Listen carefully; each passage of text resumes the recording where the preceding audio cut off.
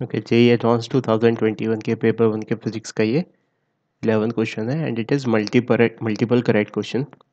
तो दिया हुआ है यहाँ पर a horizontal force F is applied at the centre of mass of a cylindrical object of mass M। तो ये सिलेंड्रिकल ऑब्जेक्ट है और इसके सेंटर ऑफ मास पर फोर्स F अप्लाई किया गया है।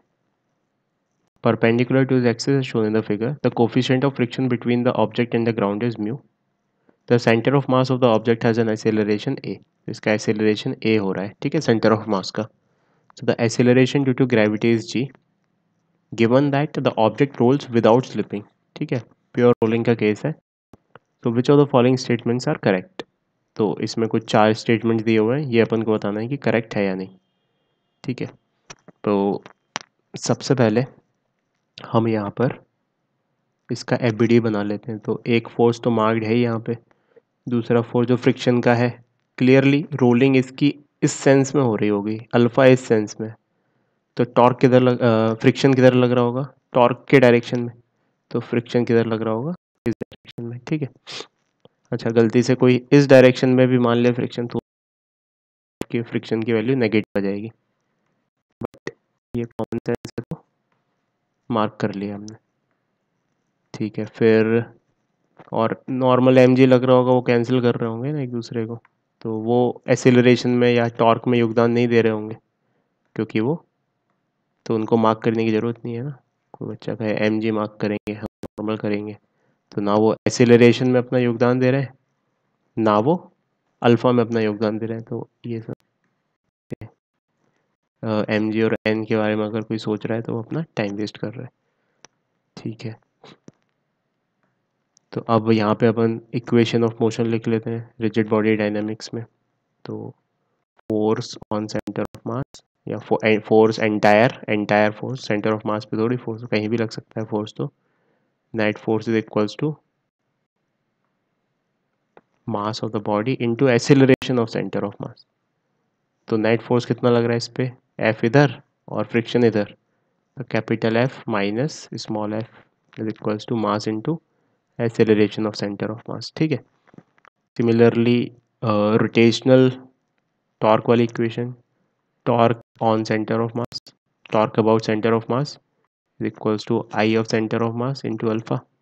ठीक है, तो अभी ये सिलेंड्रिकल ऑब्जेक्ट हॉलो या सॉलिड नहीं दिया हुआ है, इसके बेसिस पे हॉलो होगा या सॉलिड होगा वो आई पर डिपेंड करेगा, और उसके बेसिस पे कुछ ऑप्शंस भी दिए हुए हैं ना, तो इसको अपन आई ही रखते हैं अभी फ़िलहाल के लिए।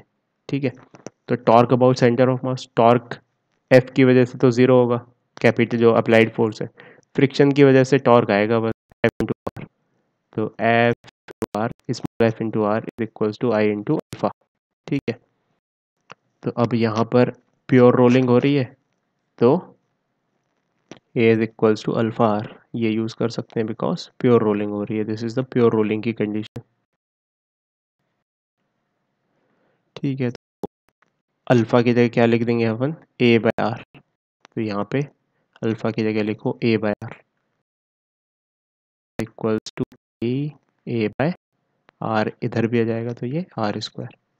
अब ये स्मॉल एफ उठा के इसमें सब्सटीट्यूट कर दो, तो capital F is equals to M plus in A. Finally acceleration का जो एक्सप्रेशन है वो क्या जाएगा, capital F upon M plus A by R square. ठीक है भाई,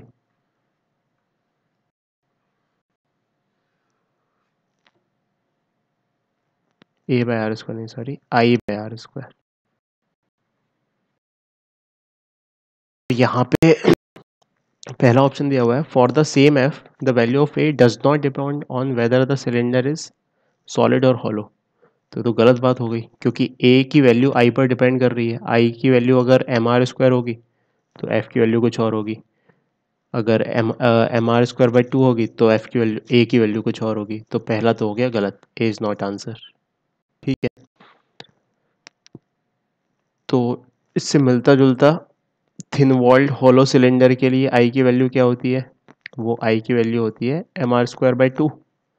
तो I for hollow cylinder sorry hollow के लिए mr² होती है, mr²। तो a कितना निकल के आएगा हॉलो सिलेंडर के लिए, यहाँ पे i की जगह क्या रखेंगे, mr²। तो f upon m mr² bye r²। तो f बाय, तो यस ये ऑप्शन सही है। तो D is the correct answer, मतलब D is one of the correct answer. अब बी और सी को चेक करना है, ठीक है। फिर आगे अपने इस पे बी वाले को चेक करने के लिए, तो इसमें लिखा हुआ है for a solid cylinder the maximum possible value of A is 2 μg। Maximum possible value क्या हो सकती है एक्सीलरेशन की, 2 μg। अच्छा मैक्सिमम पॉसिबल क्यों बोला है, क्योंकि एक लिमिट के बाद फ्रिक्शन नहीं लगेगा, है ना। अगर उसकी काइनेटिक वैल्यू रीच हो गई मैक्सिमम वैल्यू, तो फिर फ्रिक्शन नहीं लगेगा, ठीक है। तो इसका मतलब हमें मैक्सिमम वैल्यू करस्पॉन्डिंगली चेक करनी पड़ेगी। तो फ्रिक्शन की वैल्यू क्या निकल के आई है हमारे सामने, फ्रिक्शन की वैल्यू आई है IA/r²। तो इसकी मैक्सिमम वैल्यू कितनी हो सकती है, μmg। तो इसकी मैक्सिमम वैल्यू कितनी हो सकती है, μmg, ठीक है। तो दिस IA/r² की मैक्सिमम वैल्यू यानी कि it will be less then और इक्वल्स टू μmg, ठीक है। तो अब सॉलिड सिलेंडर के लिए पूछा है, सॉलिड सिलेंडर के लिए आई क्या होता है, आई होता है mr²/2। तो आई के लिए क्या लिखेंगे, mr²/2।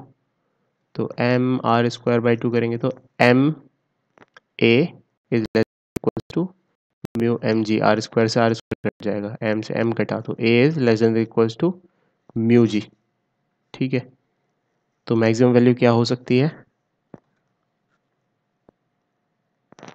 सॉलिड mr²/2, mr²/2 है ना आई की जगह, तो ये a/2 होगा यहाँ पे। जस्ट अ सेकेंड, एक बार अच्छे से, एक बार फिर से।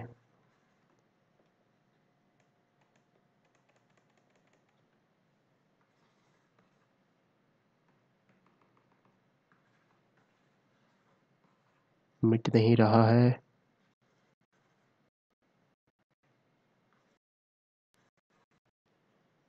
ठीक है कोई बात नहीं, नीचे लिख लेते हैं।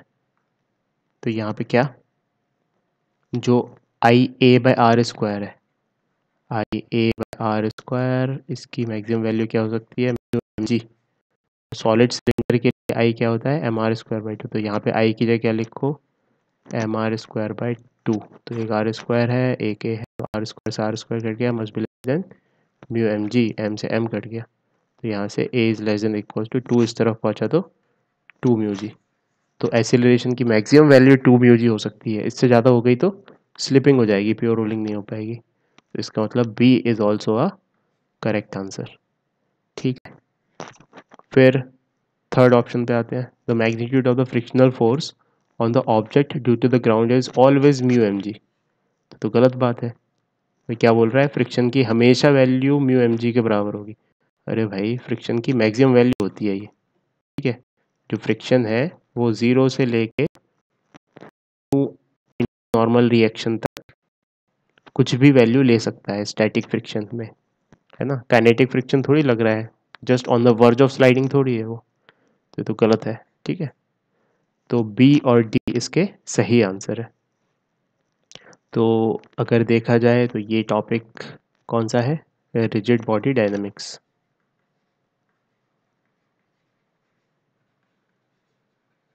ये रिजिड बॉडी डायनामिक्स का क्वेश्चन है, 11th में आता है ये टॉपिक। और उस पर्टिकुलर चैप्टर में जो सब टॉपिक है दैट इज रोटेशनल डायनामिक्स।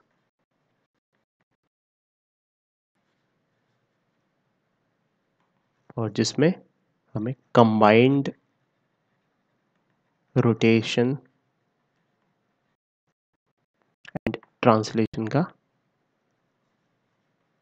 पता होना चाहिए, और इसके साथ साथ रोलिंग की कंडीशन भी होनी चाहिए, ठीक है। तो अगर ये टॉपिक आप अच्छे से डीप में सीखना चाहते हो तो इनके करस्पॉन्डिंग लिंक दी हुई है डिस्क्रिप्शन बॉक्स में, जहाँ पे क्लिक करके आप आराम से अच्छे से इनको स्ट्रॉन्ग कर सकते हो इन टॉपिक्स को। तो उनको ज़रूर स्ट्रॉन्ग करो, ठीक है। Thank you.